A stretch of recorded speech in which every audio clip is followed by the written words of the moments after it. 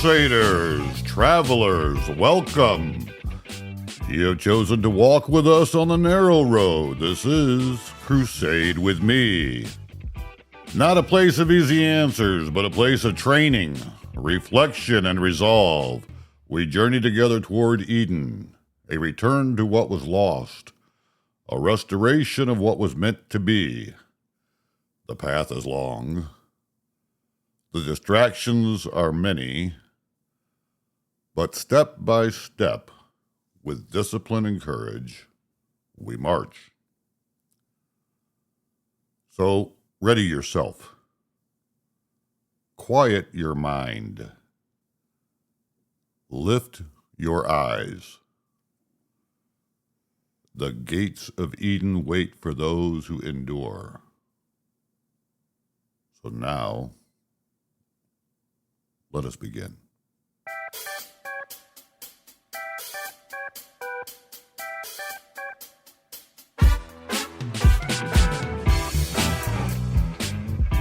And you're not just a listener, you're part of this crusade. Call or text us at 260-267-0414. Again, that's 260-267-0414. This is Crusade with me, where the path is long, the trials are real, and the reward is beyond imagining. We walk together toward Eden, learning the master of our minds, discipline our hearts, and carry light through the shadows. Today, we want to talk about the good ones, those rare souls who moved quietly through the world, almost unseen. While the loud and self-absorbed clamor for our attention, the loud ones may command the room, but the good ones, they command the road. The same road we travel. So let's learn to find them. Let's learn to be them.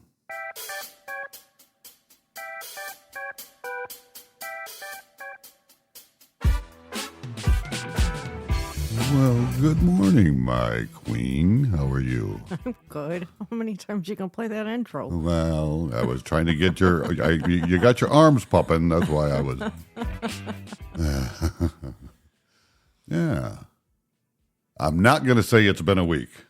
Okay, I am going to say it. It's been a week. It's been another week. It's been a week.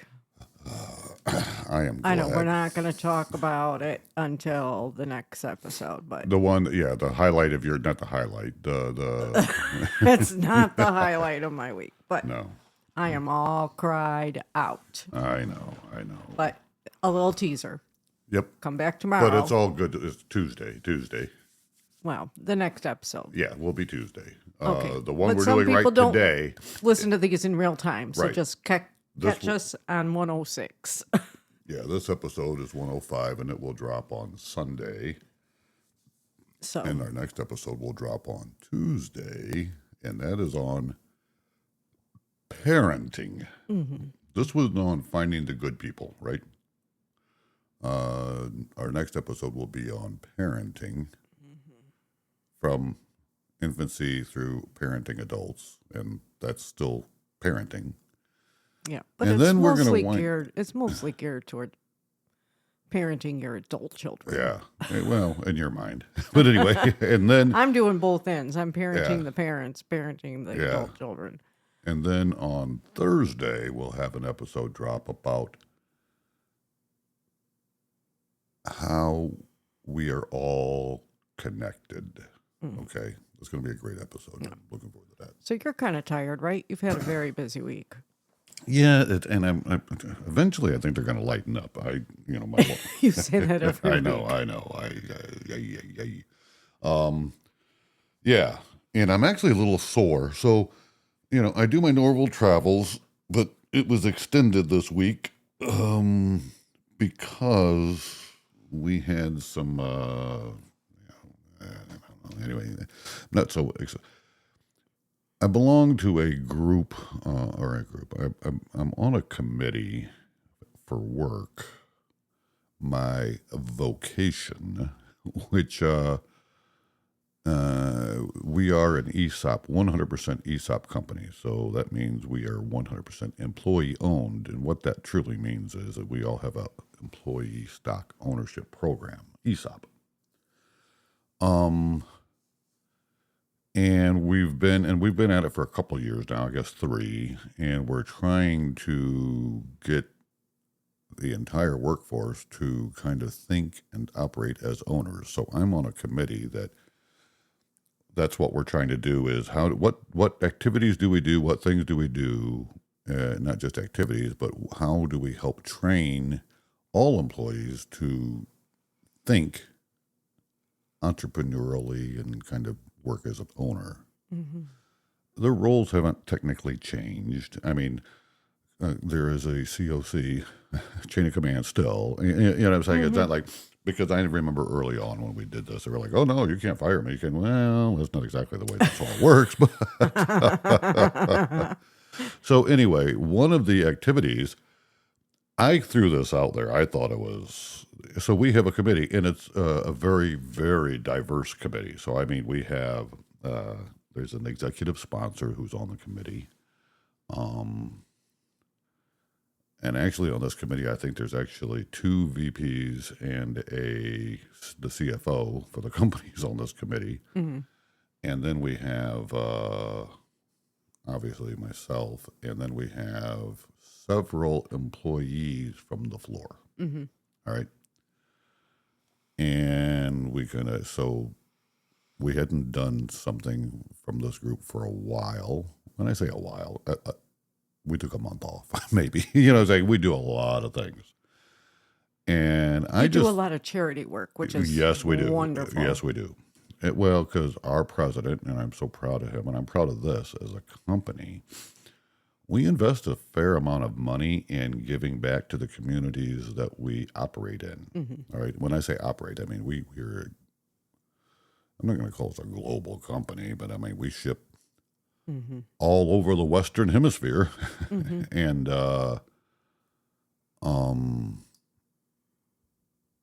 that's something that he's always wanted to be able to do, is give back to the community.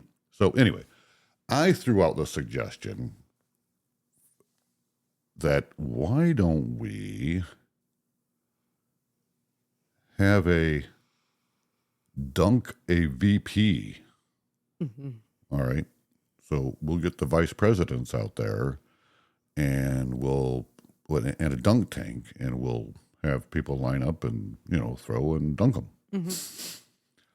Well, quickly, my favorite HR person, and mm-hmm. she is. Yes. We actually have a great HR team, but the VP of HR, I think the world of her. She's a great person. Mm-hmm. This episode is about good people, mm-hmm. and she's one of those. She's a good person. Mm-hmm.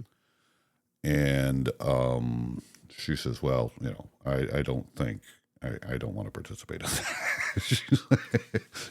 Which is funny because she doesn't want to get her hair wet. She ended up dressing the part. Oh, she did fabulous, did she not? Yes, she did. She did. So then they kept. I never thought of that for you. I never thought about. Yeah, no, me neither. I'm not in anything other than your swim trunks. I'm but not that she did creative. a great job.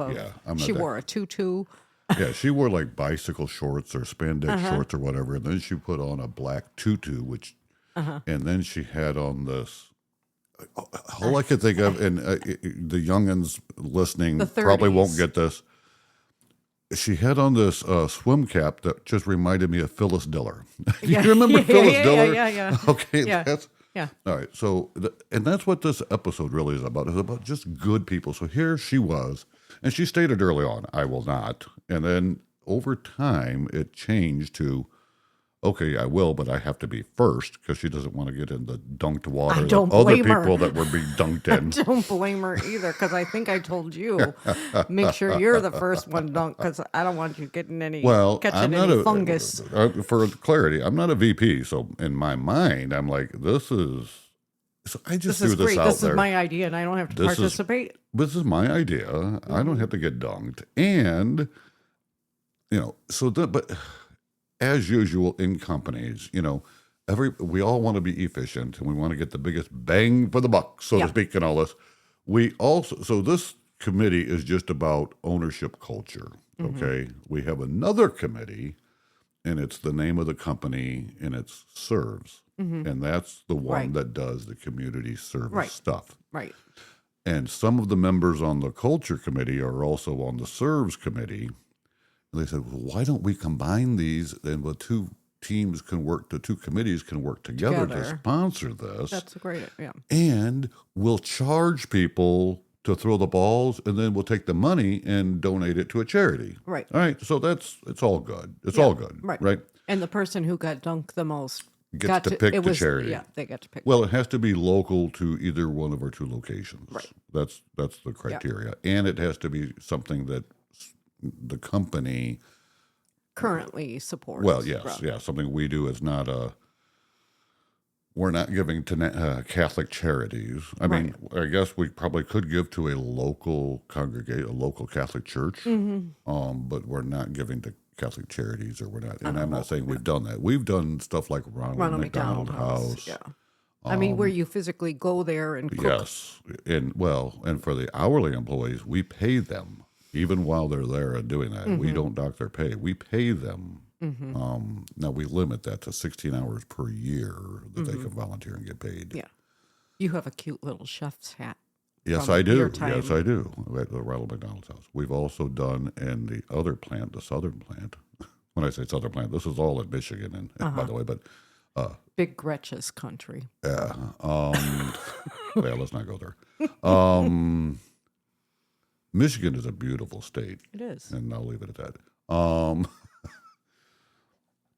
You know what? I think we could make a lot of money. Well, probably not. I think we can make a lot of money by like starting a driving school in the state of Michigan. Oh my goodness! Well, we're in the I'm best sorry. there and the one east to us. We're in a tri-state area.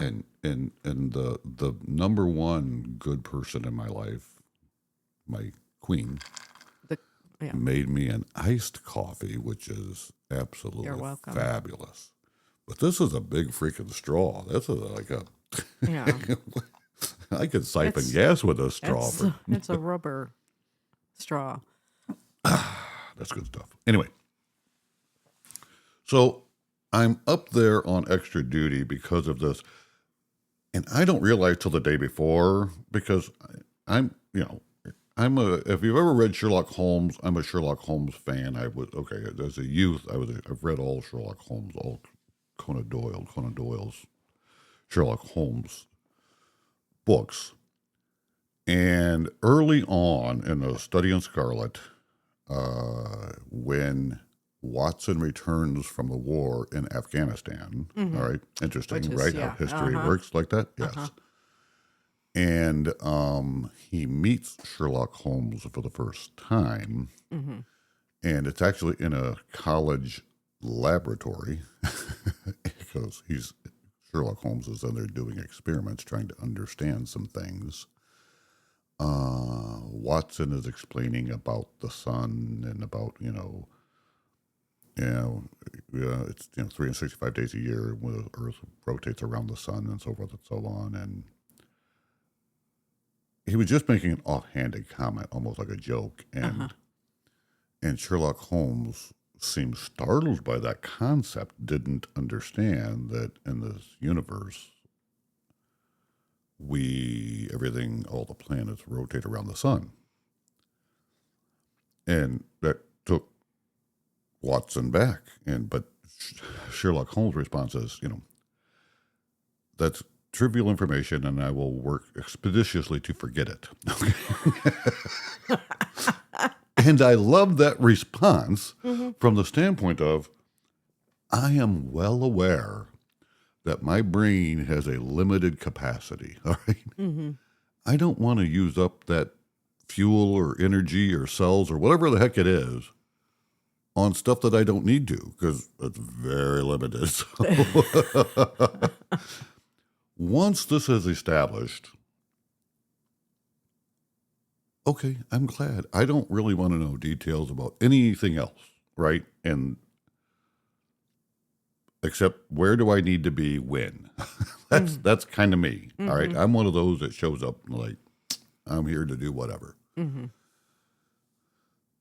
So then they put out a flyer to the entire company, including the workforce, which is what this is quasi aimed at. And it's changed so shockingly from Dunk a VP to Dunk a Boss. Like, what? So anyway, we did have a great time. It was actually a great event. We raised, and it's a small company. We are a company of less than 300 people. All right, in 2 locations, and we raised over $3,000. All right. Yep. A lot of people wanted to dunk a lot of bosses. Yeah. That's all I can say. And it's my responsibility. It's my job. I feel like I represent everyone in manufacturing. And that's kind of my title, right? Manufacturing. Right. So I feel like it's my responsibility. I have to be at every event. Well, we operate more than one shift. So a couple of times this week, I was at plants at 4 a.m. And these plants are 2 hours apart. So it's not like I just go to one and then go to the other. I mean, it was a long week. And just because I start at 4 a.m. doesn't mean my job is done. You know what I'm saying? Right. I still got things, my job to do. Yeah. And so getting out of the plants at 4:30 in the afternoon after, a 4 a.m. start is long. But I'll tell you what, we got some plant managers that are freaking stellar. They're awesome. And even our managers and supervisors, they all took the dunkings in stride. Of course, I was leading a lot of this in the southern plant where I was making sure that the balls didn't go past, and so I would conveniently trip the person being dunked because we don't employ professional baseball players like that. Right. If you're paying $20, you need to get your dunk. Yes, and that's the way I felt. So I was conveniently, or I'd walk around front and go to bend over and pick up a ball and accidentally hit the target with my shoulder and dunk them, and and it was just a great time. And then of course I had to do my duty and be dunked, and finally yesterday afternoon, and I'll be honest with you. Oh, my boss, who's the VP, he had it worked out, and he's standing there. So the target is about 6 inches, and if you stand about 10 foot away with us, like, it's not a baseball. Anyway, it looks a little bit like a baseball, but it's got dimples all over it, and it's hard. Well, it's not a necessarily easy target to hit. So he had one of the admins make a target that was about 24 inches, and he would stand, and it's made out of wood. He would stand there and hold it in front of the other target. So as soon as they hit that big one, it would hit and dunk me. So I got dunked, I don't know, a dozen or 2 times in the span of about 4 minutes. Took your breath away? Pretty much. And I was one of the last, which was not good because I was out there early and I had looked in the dunk tank and I could see the bottom. We have one supervisor, all right? I love the guy, but he's got, his head is kind of shaved on the side, but his hair on top is actually very long. And I never realized how long it was because he gels it up and combs it all back. You know what I'm saying? Slick back. Yeah, so his pompadour or whatever gel, I have no freaking idea, but I think that's what caused the cloudiness and this nastiness in the water. But yeah, you tell yourself that. That's I all hope it was. Yeah, well, and it was at the end of a day shift, so I mean, a lot of these guys were sweating and just changing, and so it was. So the VP of HR was absolutely correct in her assessment that you really do want to be first. But there were germaphobes that were all scrambling to be first, and I'm really not a germaphobe. I mean, I'm not our son who will do really disgusting things, but I'm an anti antibacterial soap person. Yeah. I disagree with that wholeheartedly, but that's a whole other subject. But one night I was at the hotel and I'm sitting there. It was actually early in the morning. And I was getting ready to FaceTime you, but I realized it was pretty early, so I waited because I didn't want to wake you up. And there's another gentleman, and he's got a suitcase, and we're sitting outside drinking coffee, and it's nice out in the morning. It's dark, but it's nice out. And he strikes up a conversation with me. And he was from Tennessee. And it just moved me that we had this great conversation. You know what I'm saying? Mm-hmm. And then one of his partners came out and he introduces me to this guy. This guy was actually from Alabama. They're all working for the same company, and I know the company they were working at. They know the company I work at. We're relatively right next to each other, mm-hmm. and it was just very nice. You know what I'm saying? Very mm-hmm. nice. And and then they departed, and we shook hands again as they were getting ready to leave for the airport. I sat back down with my coffee, and I was thinking, we don't focus on this enough. That there are good people out there in the world, and I hate using that term. You know what I'm saying? Because what in the hell does that even mean? Mm-hmm. Good, but I think people know what I mean when mm-hmm. I say good people. And these gentlemen were a couple of just good people. And it kind of gives me a little, I'm like, maybe this country, maybe this world, not country, but this world, we're not as doomed as I think we are sometimes. And I go there, right? I think we're doomed. Or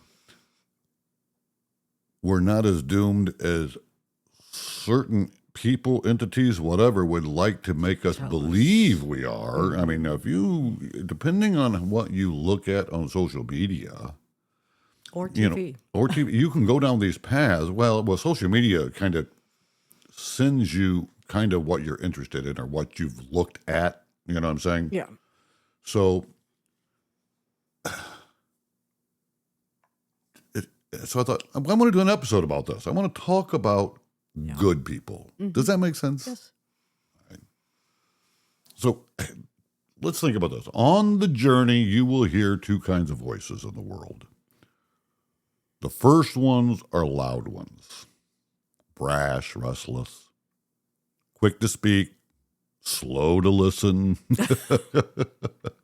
They thrive on reaction, feeding on your attention like fire feeds on dry grass. The second ones are the quiet ones, the good ones.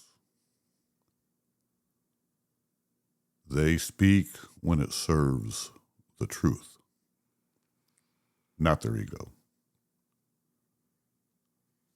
Their strength is not in volume, but in depth.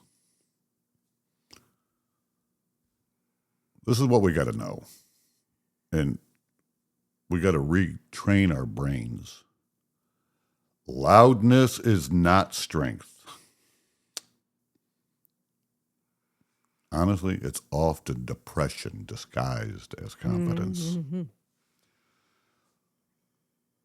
The good ones are like sentinels along the path. They don't seek to dazzle. They stand watch. They guide. They endure. Our challenge is the noise of the first can mask the presence of the second. Mm-hmm. So if you measure people by how much noise they make, you'll miss the ones who could help you most. Mm-hmm. And the ones who help you most may be standing in the shadows, waiting to see if you are ready to walk with them. To the untrained eye, we're going to miss them. But the trained traveler on this road can sense them. And the way they stand, and the way they breathe, and the way they don't hurry when others are panicked. So this is my version, me and list. I love making a list. So I made a list of what I think 5 attributes are the mark of the good ones. Here's 5 things. Number 1, discipline in small matters. They keep their word in things no one else will ever notice. Number 2, they're calm under pressure. Their presence stills the air around them. Number 3, they're patient in understanding. They seek the truth over victory in conversation, in other words. And number 4, comfort in silence. They don't fear stillness. They guard it. And number 5, joy rooted deeply. Their peace does not depend on the turning of the world. That's my 5 things that mark the good ones. Mm-hmm. So how can we train ourselves for awareness to recognize them? Well, I'm sure we just all thought of somebody, right? When you just I hope listed so. that. I hope so, yes. People just sprung, and people from my past, of course, Jiffy Pop just popped into my mind immediately before you even got there. But then as you're describing that, I'm like, he is the epitome of a good person. But I'm going back in the recesses of my mind. I've always said the person who talks the softest is the person that draws you in. Correct. That's why I'm not one of the good ones. I'm a little bit loud. That's not true. I'm a little bit loud. That's true. Okay, but here's about training so that we can identify the good ones and we can see them. And so in a crowd, shift your focus from the loudest to the stillest. Right? That's what I just said, yeah. Yeah. Number 2, observe who remains steady when others are swept away in emotion. Mm-hmm. And number 3, watch for small, unspoken acts of care. Mm-hmm. The kind done without reward. So such people may walk beside you unnoticed for a time. But when the darkness closes in, you will be glad they are there. That's the sign of goodness. The good ones. And I love that you said, you've got people popping into your head. And that's true. I think we can all, we all know the good ones. I guess the tricky part is, this is what I've been trying to truly get to, is how do we recognize the good ones when they're a stranger? When they're a stranger, I was just going to say right? Mm-hmm. Like this last week. Mm-hmm. So the loud ones will test you, right? We know that. Mm-hmm. They will try to draw you into disputes, distractions, and endless performances. Every step you give to them is a step not taken toward Eden. Mm-hmm. So there's 3 disciplines to guard your strength against those. Or as I like to call it, protect my peace. Exactly right. And guess what number 1 would be on my list? Set the boundary before the battle begins. Mm-hmm. We talk about setting boundaries a lot on this podcast. Mm-hmm. If a path leads to noise and chaos, turn away early. Mm-hmm.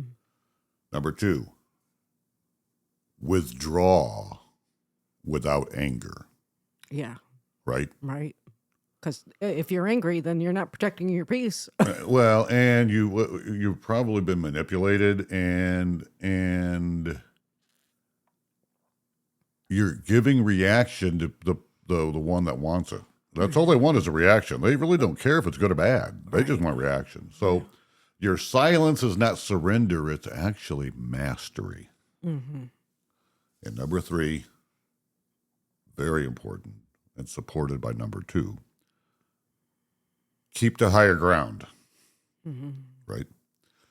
Do not dwell in places where your spirit must always be on defense. Right? Who was it that said, tell me who your friends are and I'll tell you what you are? Well, she claims she never said that, but but somehow I know it. So here's the truth, the warrior's truth, the crusader's truth. Energy is like breath. When it's gone, your fight is gone. And don't waste breath arguing with shadows. Right? Oh, yeah. Real or imaginary? Right. Right, because we can, as you like to say, do mental gymnastics in our head and make things up that aren't really there. Yeah, not good. So a long journey changes depending on who walks beside you, right? Mm-hmm. So the wrong companions, even the sunlit road feels heavy. With the right ones, even the storms are bearable. So how do you get into practice or walking with the good ones? You know what just popped in my head? You know I'm the fan. This is like Star Wars. Good versus evil. The evil. dark side versus the light, right? Mm-hmm. That's what my brain was thinking about as I was trying to put this together. So live the way you want others to walk. Right? Be the example. The good ones will recognize their own in you. Mm-hmm. I was just going to write that down. We were popping at the same time. Okay. Seek places where light is nurtured. This could be a gathering of craftsmen, a circle of healers. I don't care, whatever you call it. A shared meal with those who value truth over spectacle. Mm-hmm. And number 3, tend to the few, not the many. A small band of true allies is worth more than an army of half-hearted companions. Mm-hmm. How many times have we said, our circle is small? Right? I always say it's so small, it's a dot. It can't even be a circle. But, look, we're crusading. So on the march to Eden, you do not need a crowd. Another one of my favorite series, you need a fellowship. Fellowship, well, Lord of the Rings. Yep.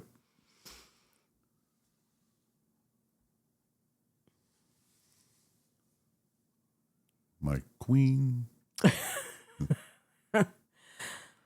I've seen you writing some notes, which thrills my soul. I just said that's what I was writing down. As you were saying, it's not just about looking outward for kindness. It's Correct. About and being these things. It's about maybe you need to be the kindness of the world. Absolutely. We need to be the beacons of light to others. Well, we need to be a good one to connect with good ones, right? Absolutely. We can't be the dark side looking for the light. The beacons need to be the lighthouses. We need to be. You're right. So, yeah, I mean, it's all about being in tune to others. I just find for myself, I don't know if anyone else feels this, but sometimes I could just be out in the grocery store and you just kind of, if you're open and you find people, and I'm sure I've told this. I kind of know what you're saying. Yeah, about your smiling at people. Well, that, and you just know when people are receptive to just minor interactions. Mm-hmm. And you can tell by someone's response, you just get a feeling when someone needs a little something. I don't know. Well, time out. Don't assume that, because you are an empath and your emotions are much more attuned. I struggle with that. I started. I struggle with I that. understand that. I started by saying I don't know if anyone else is like this. I said that. Yeah, okay. But you can change that. I believe you can change that if you just pay attention. You are a people person. The only difference between you starting that conversation about the people from Tennessee right. is that they started the conversation with you. Normally, you are the conversation starter with people. But you talk to complete strangers. Hello, back to our trip to Key West, sitting at the airport bar, and we weren't there 5 minutes on our vacation, and you have your back turned to me talking to this guy over there, and I'm just sitting there like, oh, this is going to be a great vacation. I'm all by myself already. So don't say that, but Well, maybe you don't pick up on context clues or whatever. I don't know, but don't say that you don't, well, you're the same one that said I'm aloof. You are aloof. Okay. That's what I'm saying. That guy could have said, "Oh, I'm riding solo. My wife just died. My dog died. My parents died," and you'd be like, "Okay, well, have a great day." I mean, that's what I mean by aloof. Cheers, buddy. That's what I mean by that. I would have bought him a second. So back to my point is just, be that to someone else or to everyone. Right. Just be Right. that. If you can be an empath, be an empath. No, Sometimes it's a burden. It is. But- it is, right. But I mean, just, I don't know, maybe stop talking and start listening. But it takes And that that would- initial conversation to, I mean, my pickup line to people in the grocery store is, when I'm struggling to reach something off the top shelf. Sure. And I mean, I just had that just again this week. There was a man with his wife. Because normally it's men who are taller than me. And I needed a bag of chips off the top shelf. And I do what I always do because it's my joke, because I am socially awkward. If a man is not taller than you, then he's considered a little person. We don't call them midgets, but go ahead. Well, I'm not going to be talking to him to get me my chips off the top shelf. And so then I always say to him, I'm like, thank you so much. If you need anything off the bottom two shelves, I'm your girl. Right. That's what right. I've heard you say that. Well, you've told me you've said that. Well, because, if you're with me, I don't need anybody else to Right. get them for me. So, and then that usually always creates a chuckle, Sure. But that's being the light. What color is your lightsaber? Anyway, I digress. Oh, I'll bet Mike G is like, no, never mind. I don't think Mike G listens. But you know what? I'm wondering if TG. Have you noticed a lot of the Star Wars gifts we've been getting? I think, and didn't she dress as Princess Leia? Would you stop? I want to know how she had. Did Mike buy that for her, or did she buy that for herself? I don't know, but she. Well, see, those are the questions I would be asking. Mr. Aloof. You and I are two different people, but she has bought me a lot of. She knows I love.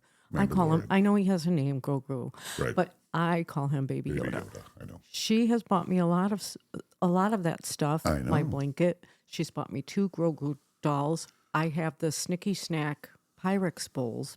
She bought me those. Sure. So I have a lot of that stuff, and now I have the blanket to Right. match your Mandalorian And then I have blanket. the Mandalorian blanket. Yeah, Right. she's bought me a lot of that stuff because she knows I love him.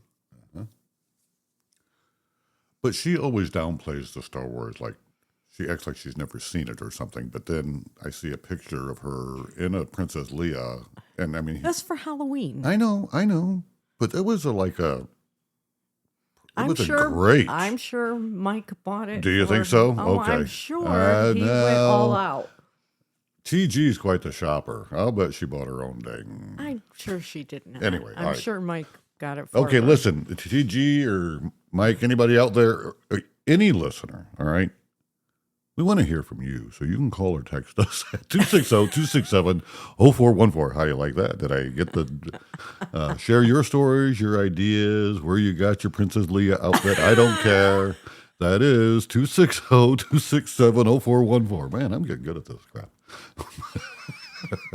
You are something else. All right, listen well. The world's noise is a storm, but storms pass. The good ones endure, so seek them. Learn from them.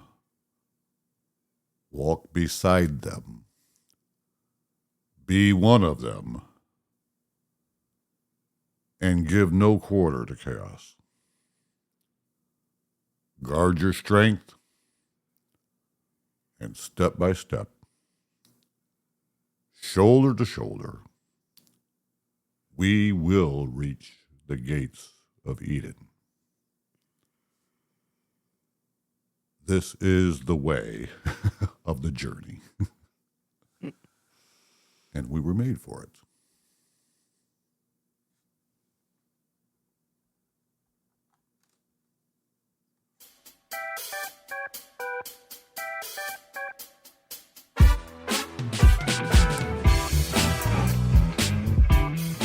Our time together ends for now, but the road does not.